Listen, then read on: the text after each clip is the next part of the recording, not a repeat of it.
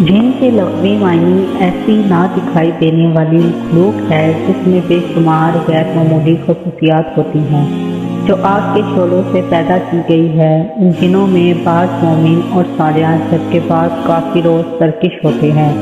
جنات انسانوں سے رابطہ قائم کرنے کی صلاحیت بھی رکھتے ہیں۔ ان جنوں میں طاقتور اور بھاری کاموں کو سر انجام دینے کی قوت ہوتی ہے، جنہیں خاص طور پر جو بھی کہا جاتا ہے۔ جناتوں کو اللہ نے انسانوں کی مختلف امور کے لیے مقرر کیا تھا، جن میں سرکش قوموں پر عذاب بن کر نازل ہونا، جنگوں میں مومنین کی مدد کرنا اور پیغمبروں کے تابع ہونے کی مثال ملتی ہے۔ اللہ نے جناتوں کو اپنے برگزیدہ پیغمبر حضرت سلیمان علیہ السلام کا تابع اور فرمانبردار بنا دیا تھا۔ دراصل جناتوں کو اللہ نے آل داؤد کے تابع تب کیا جب بنی اسرائیل پر داؤد علیہ السلام نے حکومت کی۔ اس زمانے میں پہاڑوں میں رہنے والے دیو ہیکل جنات اتر کر انسانی بستی میں آنا شروع ہوئے۔ حضرت داؤد علیہ السلام نے یہ دعا کی تھی کہ ان کے بیٹے پر بھی اللہ اسی طرح رحم فرمائے جیسے ان پر کیا تھا۔ لہٰذا آپ علیہ السلام کے سچے جانشین حضرت سلیمان علیہ السلام کو اللہ نے عظیم بادشاہت و حکومت عطا کی۔ آپ علیہ السلام کی حکومت نہ صرف انسانوں اور جانوروں بلکہ جن اور شیاطین پر بھی ہوئی۔ یہ جنات آپ علیہ السلام کی نوکروں کی طرح حکم بجا لاتے تھے۔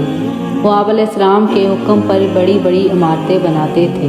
ان جناتوں میں سے جو سرکشی کرتے، آپ علیہ السلام انہیں زنجیروں میں جکڑ دیتے تھے۔ وہ اپنے کفر و سرکشی کے باوجود آپ علیہ السلام کے تابع و فرمان رہتے تھے۔ سلیمان علیہ السلام کو پگھلے ہوئے تانبے کا ایک عظیم چشمہ بھی عطا کیا گیا تھا، جن میں جنات بڑی بڑی دیگیں، برتن اور بحری جہاز تیار کیا کرتے تھے۔ ان بحری بیڑوں کو آپ علیہ السلام تجارتی کاموں کے لیے مغرب کی طرف روانہ کرتے تھے۔ آثار قدیمہ کے ذریعے پتہ چلتا ہے کہ ادوم کے علاقوں میں بڑی بڑی کانیں تھیں جن میں سے معدنیات نکالا جاتا تھا اور سامان سازی ہوتی تھی، جو کہ انسانوں کی بس کی بات نہیں تھی۔ ان جناتوں میں بعض غوطہ خور بھی تھے جو سمندر کی تہہ میں غوطہ لگاتے اور لولو جواہر اور دیگر نایاب پتھر سلیمان علیہ السلام کی خدمت میں لایا کرتے تھے۔ حضرت سلیمان علیہ السلام کے دربار میں جن اور انسان دونوں وزراء کی حیثیت سے موجود رہتے تھے۔ ان وزیروں میں طاقتور جن بھی تھے اور سائنس و مقدس صحیفوں کا علم رکھنے والے عالم بھی، جن میں ایک مشہور نام آصف برقیہ کا ہے، جنہوں نے پلک جھپکتے ہی ملکہ سبا بلقیس کا تخت آپ علیہ السلام کی خدمت میں لا کر پیش کر دیا تھا۔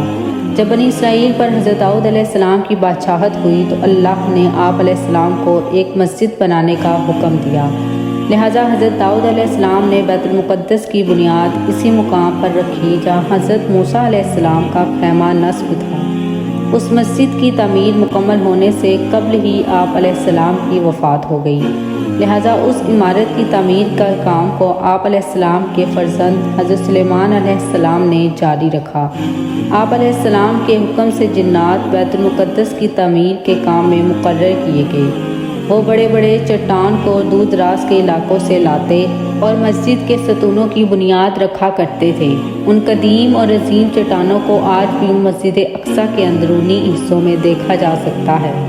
حضرت سلیمان علیہ السلام کی نگرانی میں عرصوں تک دیو ہیکل جناتوں نے مسجد کی تعمیر کا کام سر انجام دیتے رہے اور آپ علیہ السلام کی موجزانہ وفات کے ساتھ وہ عظیم الشان مسجد بن کر تیار ہو گئی۔